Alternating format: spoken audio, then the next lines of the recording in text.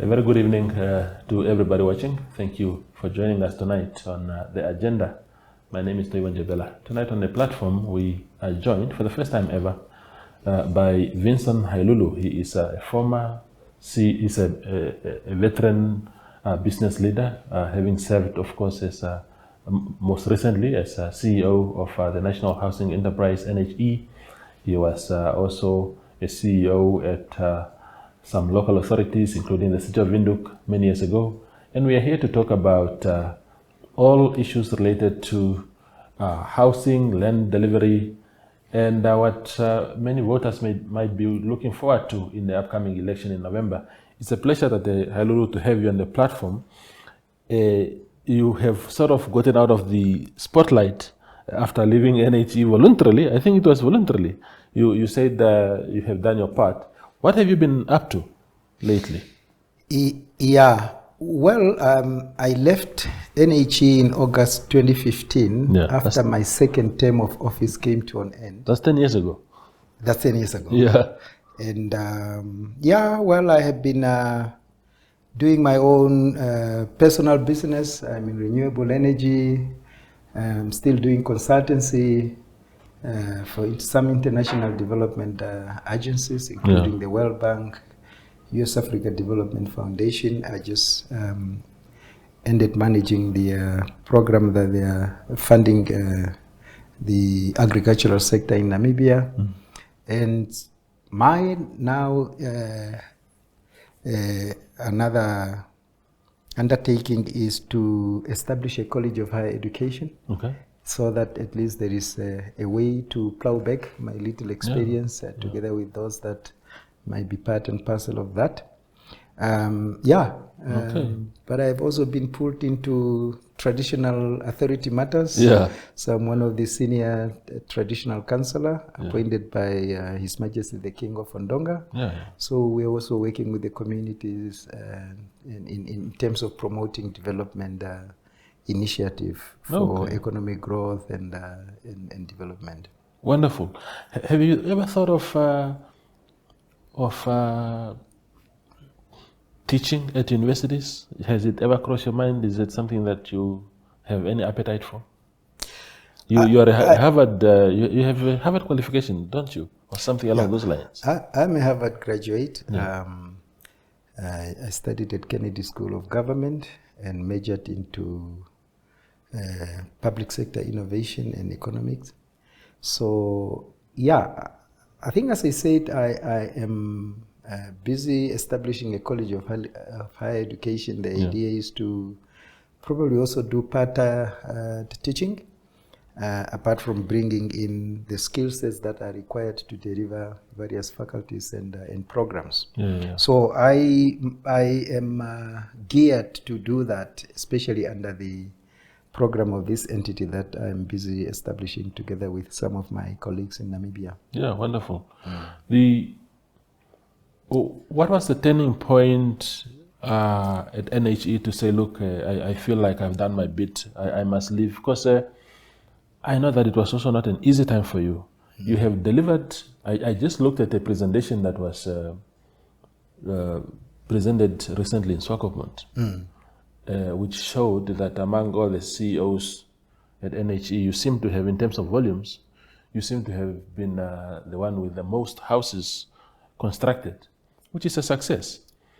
But you also had to face, you had to be cleared by ACC, you had to undergo some very difficult personal experiences. You were accused of things, and then a case was investigated against you by ACC, and you were eventually cleared.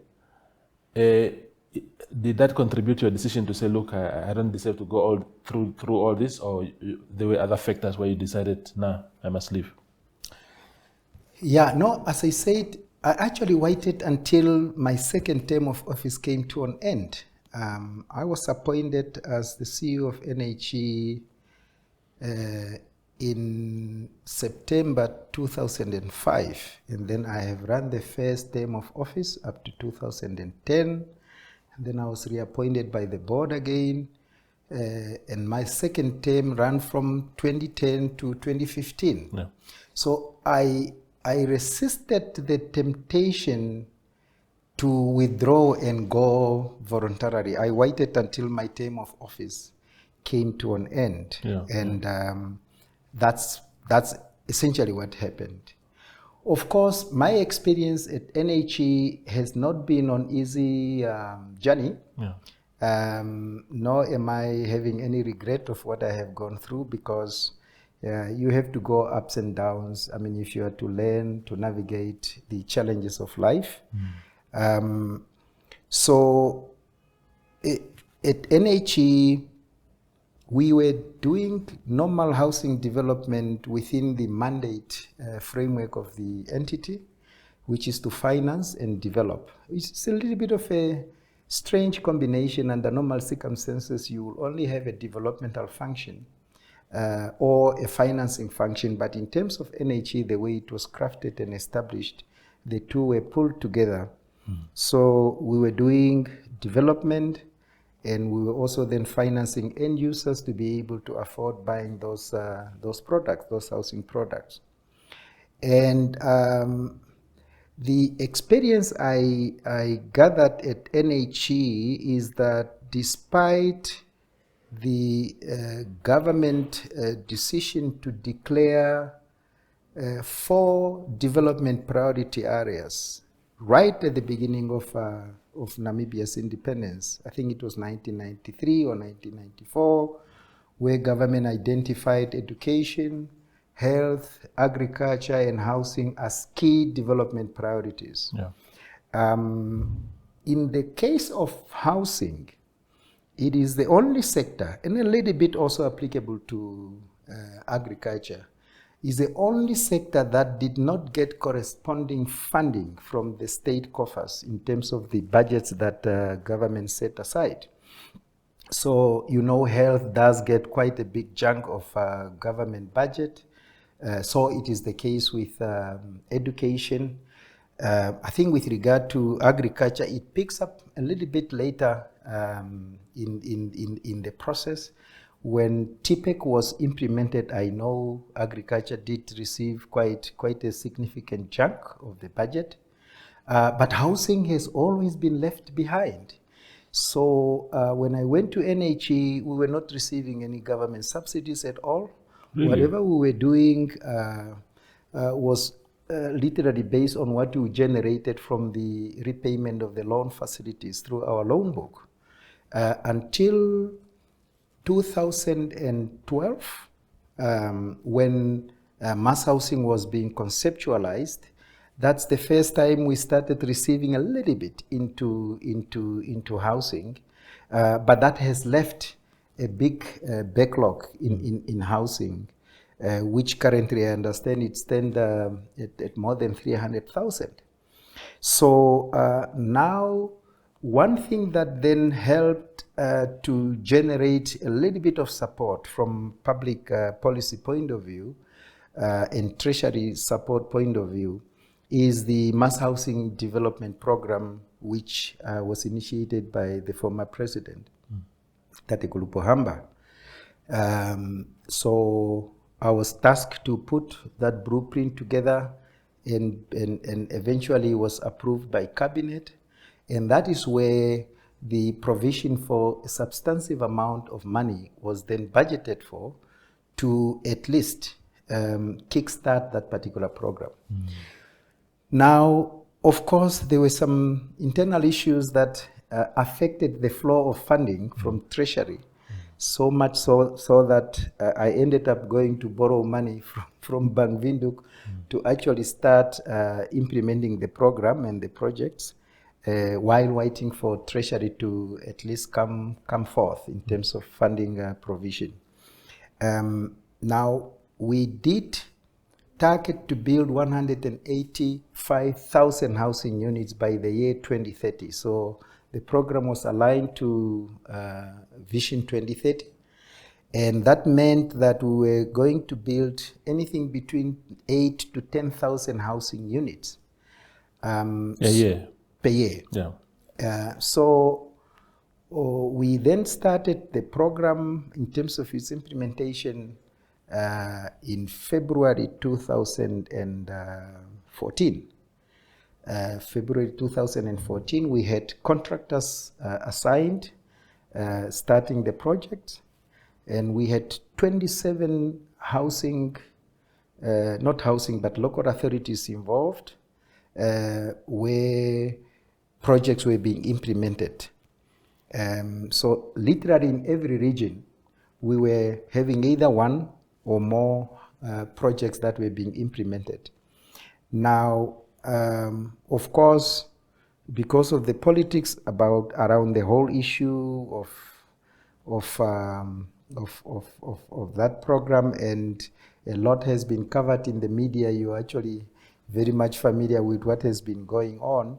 So much so that despite the progress that we were making in terms of developing and building houses, there were still issues that particularly ended up in the form of allegations of corruption. There were 3 allegations particularly.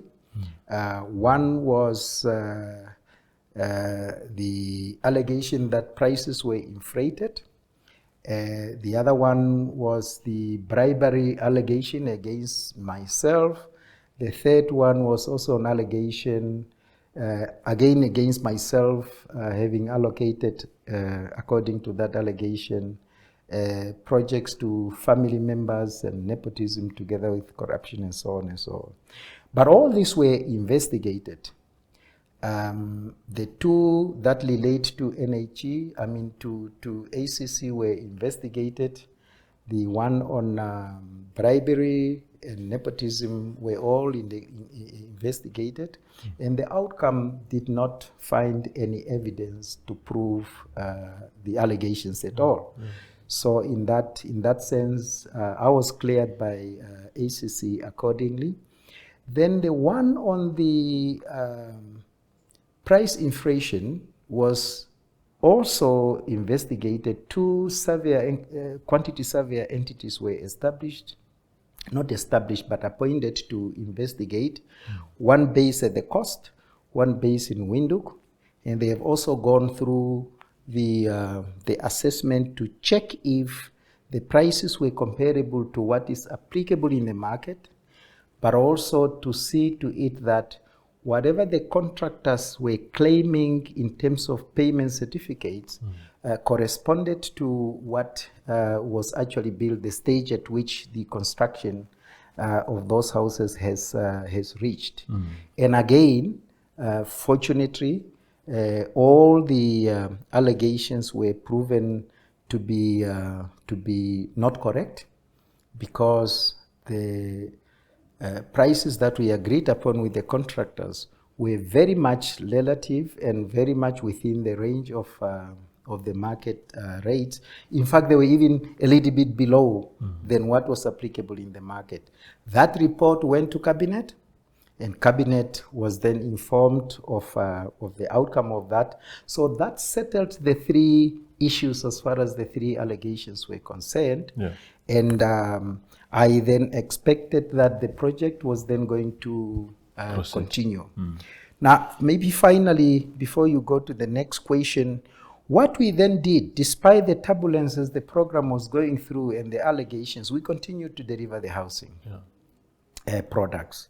So by March, April 2015, we had built 5,400 something houses, of which 1,540 were completely finished, keys ready for people to move in. And that was within the space of 13, 14 months. Of course, the rest of the housing products were at different stages of development.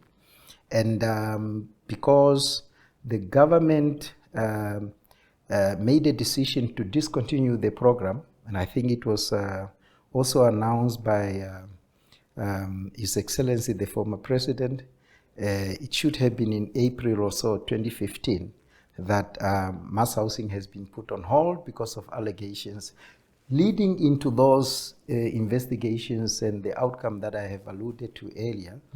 And so that's what happened, and that's the record that we have in terms of the pace at which we were able to build houses despite the turbulences and the challenges that associated with mass housing. Yeah.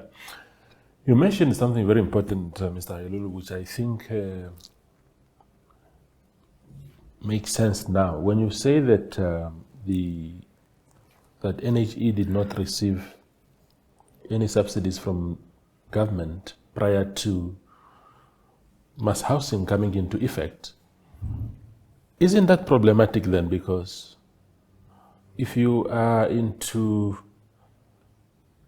because that makes NHE a commercial enterprise, and commercial enterprises are driven naturally by profit and survival. So because people are saying, look, if like you said, if housing was subsidized properly, like other sectors, other crisis sectors, if you like, maybe the current problems wouldn't be existing. But when we commercialize things to say, NHE, go and build houses, and what is it called? It's not profit, but what is the term? Affordability. No, when you essentially, when you're putting money into something and you get that out of it, similar, it's not like profit, but I forgot the term now. But be that as it may, the fact that you had houses, you had to build houses and make money out of them in order for you to first and foremost sustain your operations, but also to reinvest that money into further construction of houses. That is difficult to pull off good number of houses. Yes, it is difficult. That's why when this large scale break even is the word I was looking for. Break even, yeah, okay, yeah. Yeah, please proceed. Yeah. Okay, when it is difficult, I agree. That's why when this large scale housing development program was initiated by the government, it came to our delight. Yeah. Because with that, one expected then the flow of resources from government coffers to at least see a substantial amount of investment in public housing.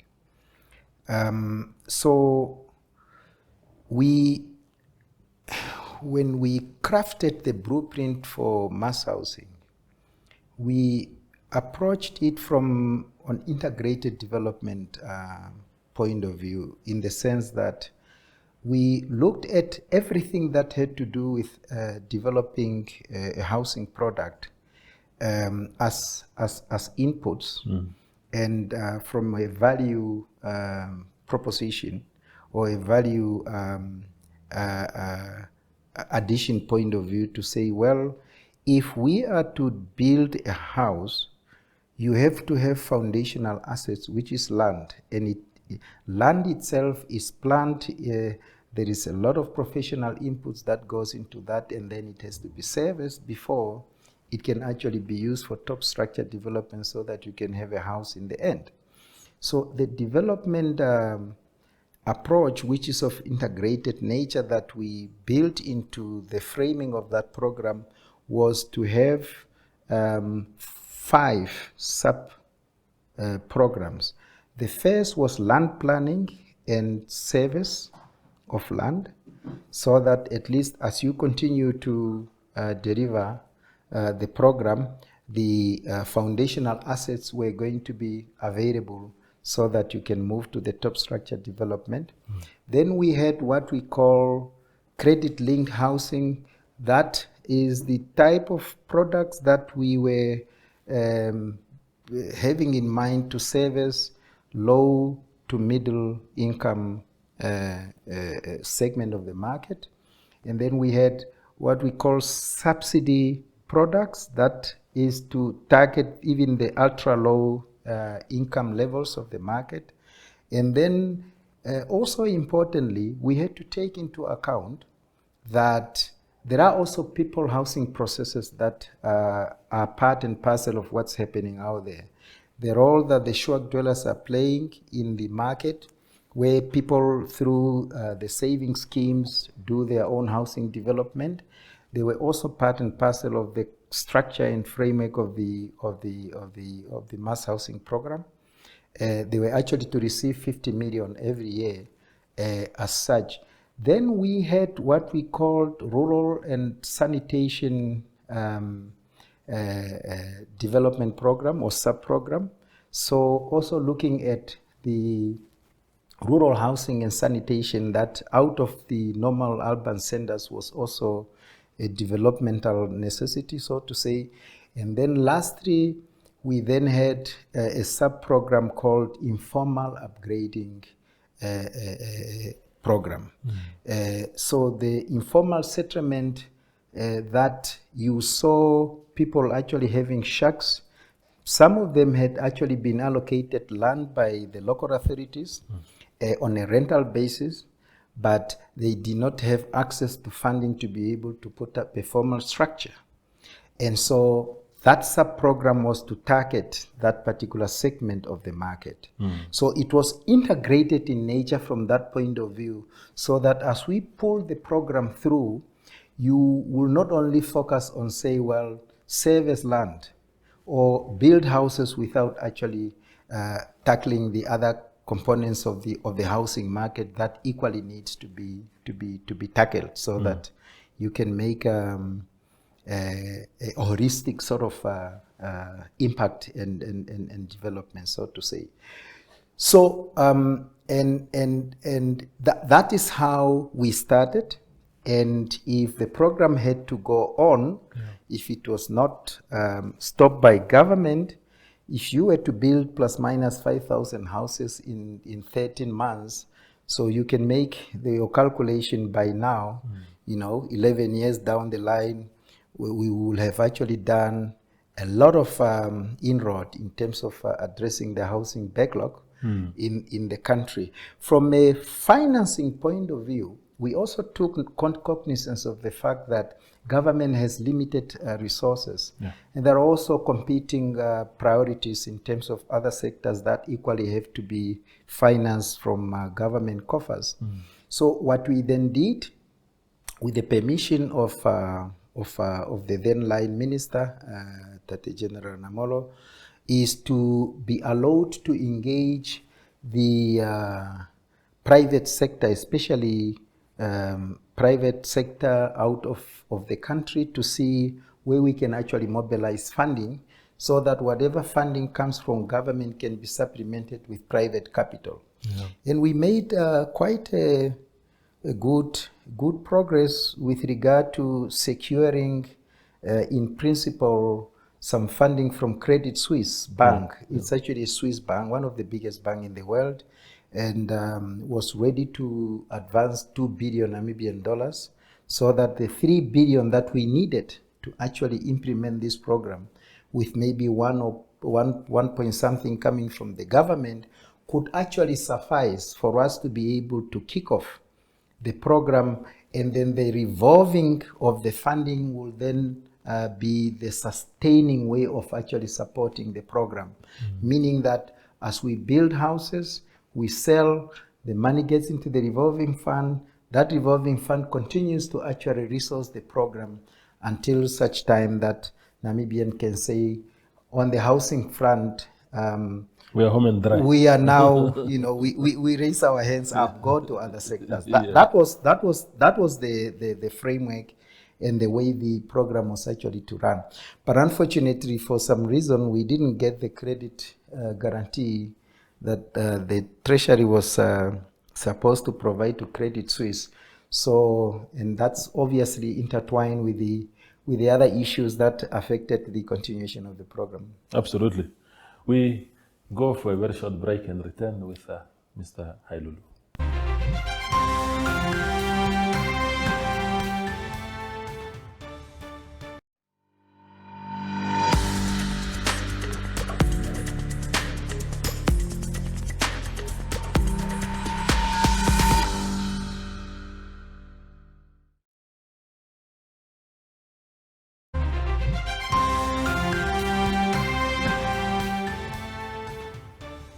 The conversation with Vinson Hailulu continues on the agenda. Now, on mass housing, it's such a thorny issue. I mean, if the reason to halt the program was those allegations, which were then later proven to be untrue, and since then we have never proceeded as a country with that program. President Bahamba is very, very unhappy about it. You would have seen a few remarks that he has made publicly to say, even at the memorial service of founding President Inoka, how he was saying, in Atunda, he was saying, look,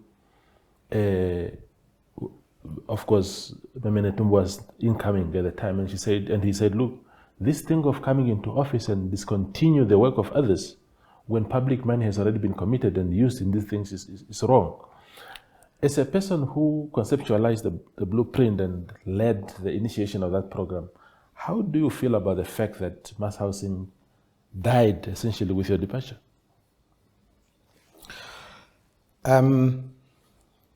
Firstly, I think it was a sound decision by the 7th administration under the leadership of our departed president. May his soul continue to rest in peace, President Gainkop, to at least satisfy himself and by so doing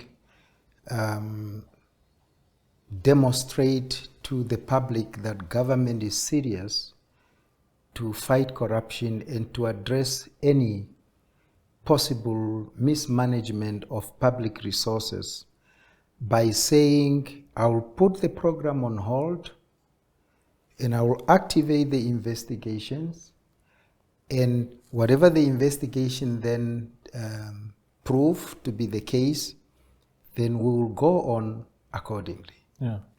So, and that's essentially what happened. I think from that point of view, you cannot fault the government for putting the program on, because the media was wary all over. I mean, I call it a crusade.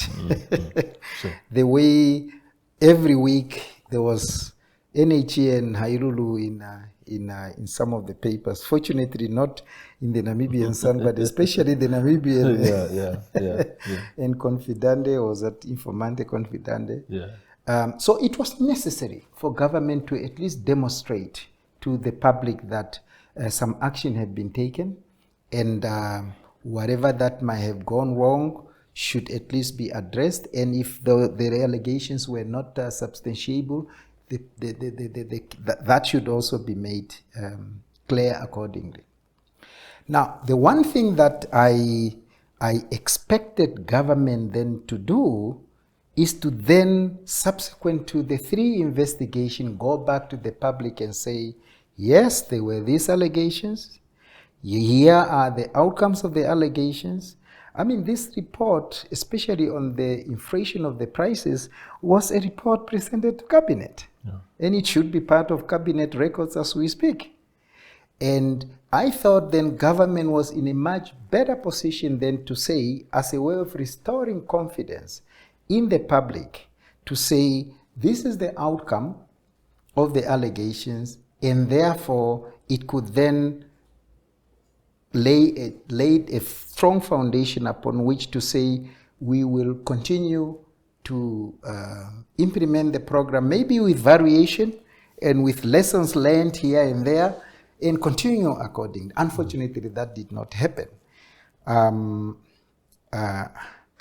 must say, I went as far as writing a letter to His Excellency, the late President, to say, now that these issues have been cleared through the assessment and investigations that have been conducted, I then requested if government could then consider going back to the public, and by so doing also clear some of our names of those who were actually implicated in the process. Not only me, I had a big contingent of officials who were working for NHE, who, until such time that vindication and exoneration is actually made public, one was still going to remain in a cloud of suspicion and so on and so on.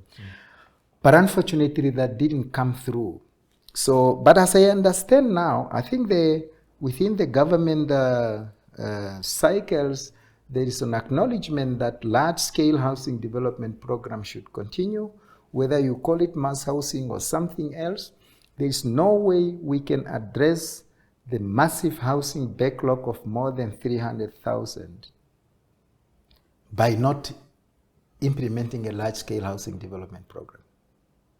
If you are building 200, 300, 400 houses, it's literally a drop in the ocean. Yeah. The next 20, 30, 40 years will still pass without Namibia having to actually address the housing backlog in the country. So somehow, somewhere, we have got to go back to the drawing board and think big and scale up and make sure that at least we build, as the administration of our current president says, the plan is to service 10,000 plots per year, and maybe with minimum 5,000 houses per year. And that will at least be moving us into a direction where we can begin to really crack the nuts in terms of addressing the housing backlog. And I think that's the way it should be. Yeah. NHE itself as an entity continue to be in the spotlight. People judge it by the number of houses constructed since its inception, especially, of course, not the Nasbokor days, but now as NHE. I think the number that I see around is about 18,000 houses built since independence, which is really pitiful. As a concept, how should NHE be maybe reformed to make it a fit-for-purpose entity that can deliver? Because there seems to be serious structural issues right now that hamper that entity from delivering proper housing. And people like yourself who served there are in the firing line. People think it's just Hailulu not delivering, but there seems to be serious structural issues with that model of NHE.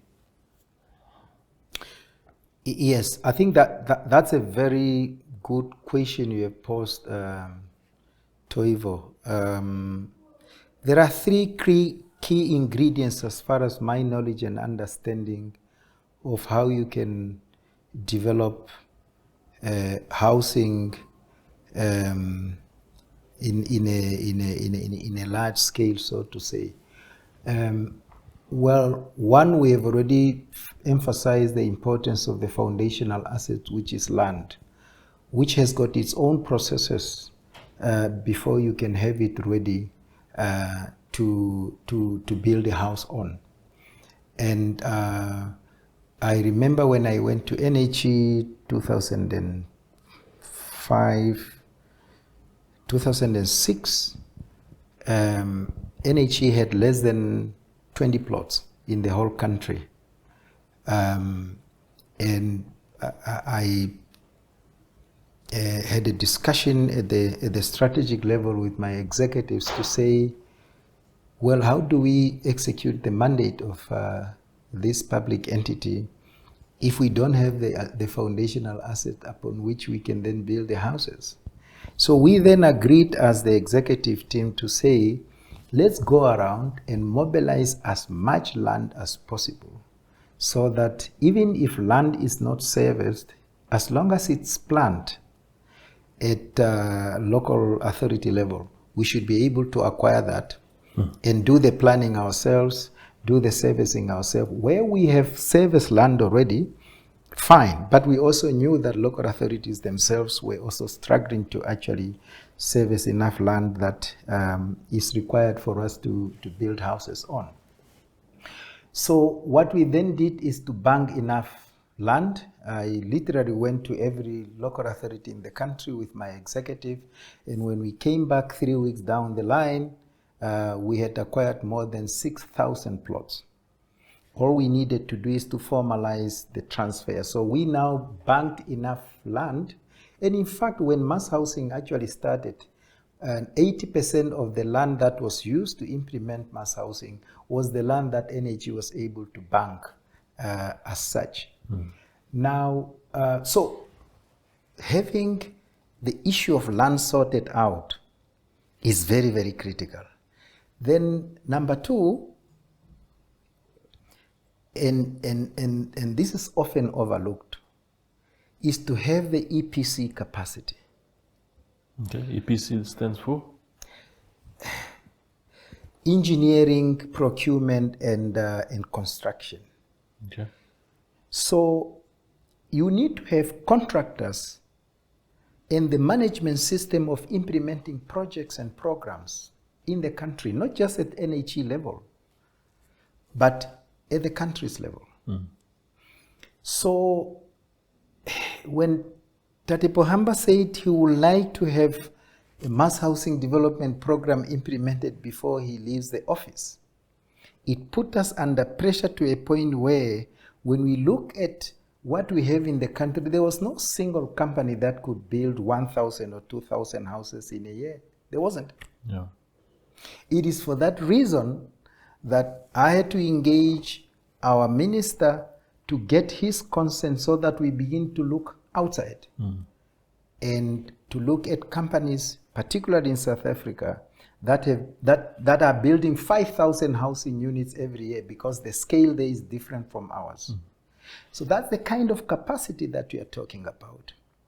Without it, you won't be able to implement a large-scale housing development program. Of course, you also have to address the issue of the beneficiation in terms of local skills development, and also to make sure that, you know, the cake does not all go out to those that come in from outside. That's why when the Honorable Minister sent me together with some of my technical people to look at what some of those companies that tendered in South Africa, what they have built, so that we are certain that they have the capacity. There was also a policy imperative where 30% of whatever they were going to get will have to be given to local people, so that some benefits can also remain inside the country, and also, more importantly, the exchange of knowledge transfer to the local entities, so that comes down 2, 3, 4 years, once we are busy implementing the program, we will have companies that will now be able to build 1,000 housing of their own from here. And we have seen that. I mean, we did some international case study with Singapore, with Malaysia, with Brazil, with Argentina. No, not Argentina, but Algeria, where we went to look at how they have actually developed their housing and what model have they used before we started mass housing. We did that in 2013. And so what we found, even big countries such as Australia, at the beginning, when they were actually to implement large-scale housing development program like that, they had to borrow capacity from outside until such time that the internal capacity was developed to a point where you can do it from in-house. That's a very critical element. The third one is funding and other capabilities that you require. That's now from coordination and management point of view. So, and all those three ingredients have got to be pulled together before you can think and before you can hope to actually implement a large-scale development program, housing in this particular case. So that is possible, is doable, but we just need to be open and learn from each other. And also learn from those that have traveled the same route, and is doable. Borrowing from your experience, having served as CEO of Oshagati Town Council, I think they called you a town clerk those years. Yes. A very different title, but of course you were CEO. You also served as CEO of City of Windhoek at one point. Now there's these talks of What has been the experience? Of course, a lot of time has passed now. Maybe things have changed, but the funding of local authorities at Hailulu as part of that ecosystem, because everything has to feed into each other for us to have that final outcome, or as far as land and housing is concerned. Some people are arguing that, some local authorities have made land their cash cows because they are underfunded. And in order to survive, they have to sell land at prices that can bring them good income. And therefore, when that Hailulu goes there with his NHE to buy that land, it's expensive, and it translates to me, the end user, the end buyer of that house, also to buy it maybe at a very expensive thing. How should local authorities be assisted in that regard? Yeah, it's also a very good question. And you're absolutely right, because even when I was at especially the city of Windhoek, I did experience it, where local authorities many years ago were getting subsidies for fire service and some other services they were providing, out of which they don't get user charges. But subsidizing land development has never been part of the subsidy system as far as the fiscal decentralization system in Namibia is concerned. And as such, local authorities have gone deeper into the challenge of having to mobilize funding to be able to service land and also continue providing services to the community in different aspects on a sustainable basis.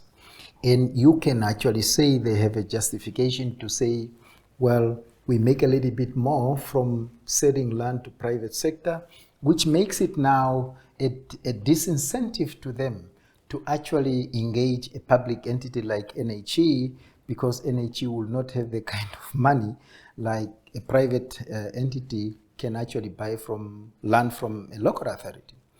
So, and from a public policy point of view, one of the things that should be done is to look at how do you integrate the system in such a way that local authorities are having a financial support base that can enable them to engage another public entity, which is in this particular case NHE, that is charged with the responsibility of providing affordable housing. That's where the non-alignment is.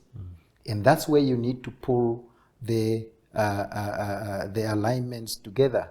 Now, whether you talk of subsidy, increase of subsidy to local authorities, which government also has a challenge because of limited resources, but I think part of the solution should be the implementation of a sustainable public-private partnership model that can enable local authorities to engage private sector in terms of mobilizing funding from them, and also have the kind of incentives that can help private sector to freely engage local authorities. And on the other hand, government should then continue to support local authorities with subsidies to the extent it can. The challenge is everyone is working in their own departmentalized system. Local authority on their own are trying to survive. Government is having its own policy orientation. NHE is having its own approaches, and there is no integration and alignment so that the three work together, plus the fourth component, which is private capital that can come on board.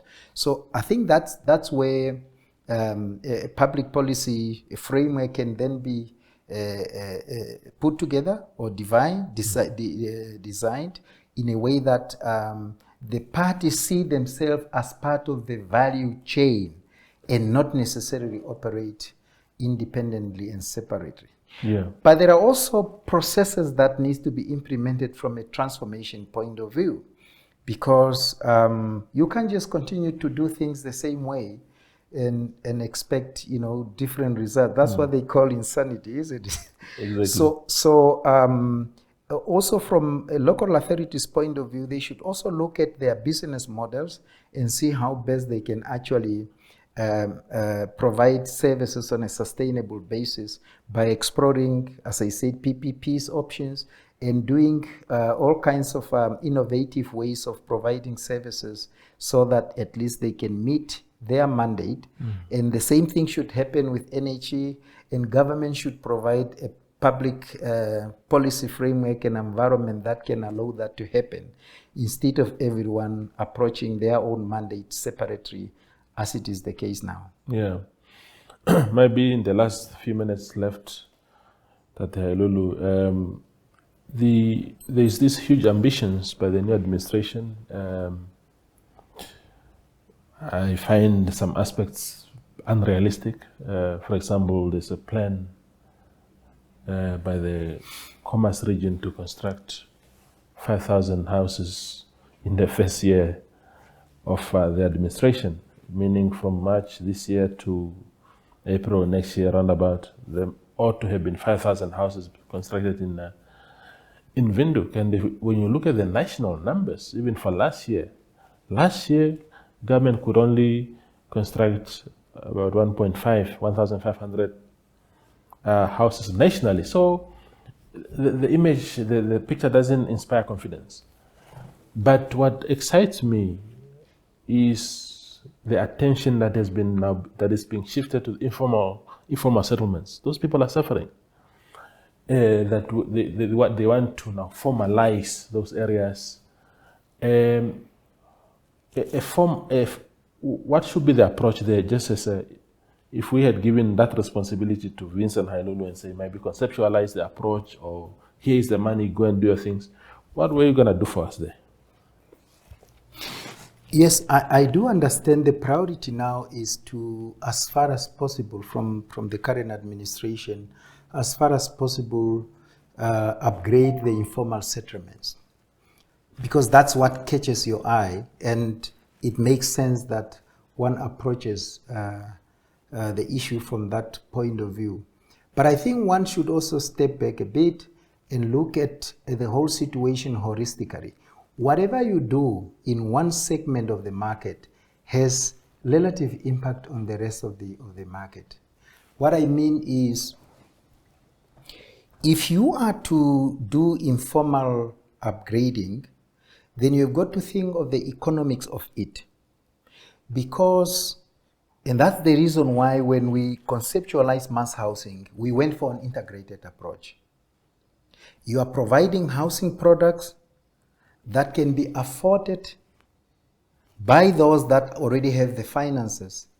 And when you get that, you throw that into the kit so that other sub-programs that might not necessarily self-sustain in terms of income generation, like what you will find from the informal upgrading, and also say the housing processes that involve the communities themselves. And that's where you get cross-subsidization. You will actually now hit the sustainability constraint as you go through the process. And so I will not, as much as informal upgrading priority, it's correct and makes sense, but it has got to be done in a holistic way so that you bring in other components that enable the program to, on a sustainable basis, to be implemented. So we are aware of the fact that many of the people who find themselves in the informal settlements in many of the local authorities do have access to land given to them on a rental basis by the local authorities. Yeah. But it is the funding that they require for them to be able to put up top structure in the formalization of the development, which might also entail some internal reticulation servicing as such. So I will go for an integrated approach so that the sustainability of that program as you implement it is ascertained.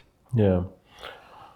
How much use of you is being made by state actors in this march towards a solution to the issue of land and housing, given what you have, the experience and the lived experience that you possess?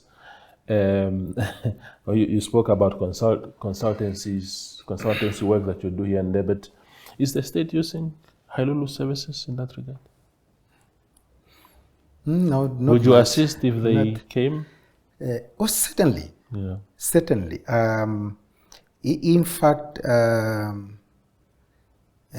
I did have a chance to pay a courtesy call to the Right Honorable Prime Minister Tate Ngurare a couple of weeks after he was appointed, and just to congratulate him and also make my service available should government require me to assist here and there. My patriotism will never end with whatever experience at all. Part of the reason why I took part in the liberation struggle is because of the love of my country, and whatever experience I go through, that will not go away. A couple of weeks ago, I actually made an appointment to see Tate Sankwasa also, and offer my service should the ministry requires me to assist in any capacity, advisory, whatever. Unfortunately, he was leaving for the Mwafet traditional event festival, that took place. So, but the secretary is still due to come back to me to give me on appointment to see him. So the idea is for all of us to support our government. It's not only the objective of the president and the government, it should be the objective to be shared by all Namibians. For us to address whatever developmental challenges the country is experiencing. If I have little experience or know-how in some of the sectors and I can make a contribution, I think all of us should be able to offer our service so that at least the current administration and Namibia as a country can succeed in addressing the development problems and challenges facing us. It's incumbent upon all of us. Absolutely. Finally, it's that episode. I mean, I'm speaking about it publicly because it's public information now. That episode with President Mahamba, did it? How did you take it? Did you take it as a hit of the moment? Did it damage your career going forward? Did you get an opportunity later to engage President Mahamba and say the scolding was not particularly a good thing? Just how did you take it?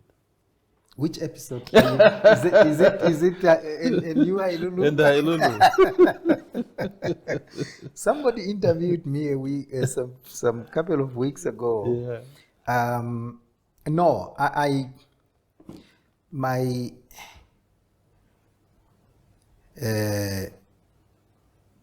am fortunate to, I don't know how to put it, to have been properly prepared to deal with whatever circumstances that come across my life. I did understand the context within which His Excellency expressed himself. And if I did not have that understanding and appreciation, probably I would have taken it quite hard. Remember, this is a president whose program I was tasked to implement as his legacy project. And unfortunately, there were a couple of, as we have alluded to earlier, allegations of corruption and so on and so on. So much so that at the highest political level, one could also see the risk. So that's one. Two, unfortunately, not everyone, including some of the leadership of the government of the day at that point in time, was fully supportive of the mass housing project for whatever reason.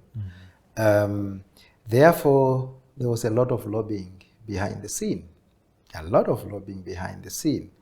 I I can tell you how some things and incidents unfolded, which I do not have the privy to actually share now. But all I can say is that the president himself was not finding himself in an easy boat that he was riding or sailing.